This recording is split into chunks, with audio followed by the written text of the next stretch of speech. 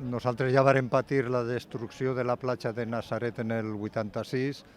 i no volem que el port continue amb aquestes agressions al medi ambient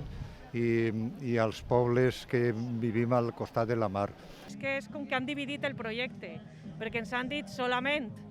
que van ampliar una esplanada, que van a fer més del doble de capacitat d'aquest port, que ja som el primer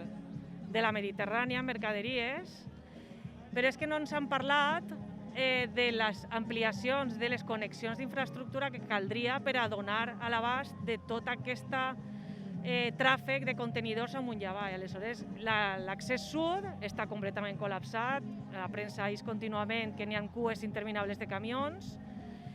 i haurien de fer una eixida nord, i d'aquesta eixida nord ningú està parlant. I sense eixida nord, aquest projecte d'ampliació no tindria sentit, perquè no es podria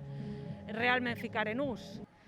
Perquè una de les opcions que s'han barallat és fer un túnel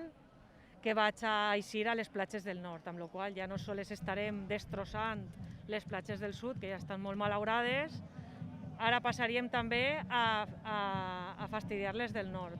I en les circumstàncies ecològiques i climàtiques en les que estem no ens podem permetre aquest luxe.